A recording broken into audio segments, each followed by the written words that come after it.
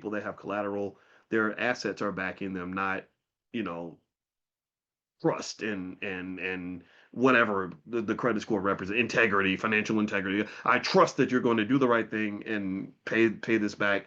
No, if you got assets and they're collateralized, then they just know, like, of course you're going to pay it back, because if you don't, then we get to go and get our money, right? So a few reasons why African Americans have low credit scores on average is one, thin or short credit history.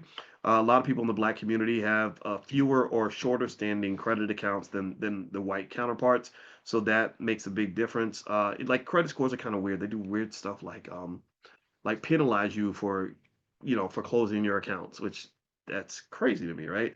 And so in a way, what it really speaks to is that maybe the credit score isn't just a measure of your ability to pay back. It's really also a measure of how much money they can make off of you, right? So it's not just like, I want to be sure that you're going to pay me back. It's like, I need to be sure you're going to use this credit card.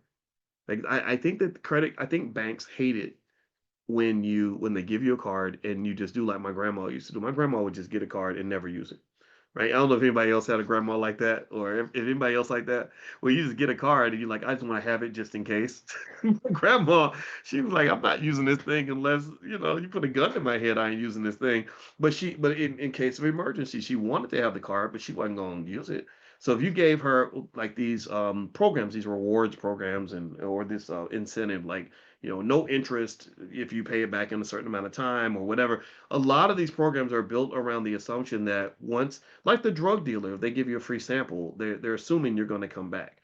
They're not giving a free sample because they want to just give things away for free. They're giving the free sample because they want to get you hooked, and they feel like once they suck you in, then you're going to go deeper on your own, and that's going to create a more profitable relationship. But if they knew that they were going to give you a sample and you were going to say thank you very much and then go to another drug dealer or never use the drug again, then that would probably change their behavior. So credit card companies, which are the financial drug dealers of our society, pretty much, that's, I think, what they like. They don't just want to know that you're going to pay them back. They want to know that you're going to use the card and you're going to waste money in the first place. So if you're not a person who makes a lot of financial mistakes or a person who overspends, then you're just not a good customer. And it's not because you don't have integrity. You do have integrity. You have something better than integrity, right? You have responsibility, you have discipline. They don't want disciplined people. What they want is undisciplined people that have integrity, right? They like I'm undisciplined and I know I'm going to splurge and waste my money, but when I owe you money, I'm going to pay you back no matter how much money that is. Do you see what I mean? So they got to know that you're going to give it up before they even decide if they want to hit on you. All right, so moving on. Economic instability and the wealth gap. The typical black family has far less generational wealth.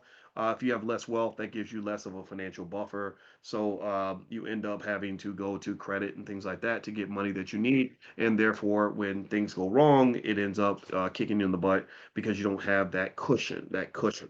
So if I'm really talking about black wealth in general, then one of the biggest things that we got to work on for this generation is getting the financial cushion. What does that look like? What does it mean to train the kids to have the financial cushion? The financial cushion should be the top priority. Because it's very risky to be paycheck to paycheck or whatever in this kind of society. Let's see, number three, high debt burdens.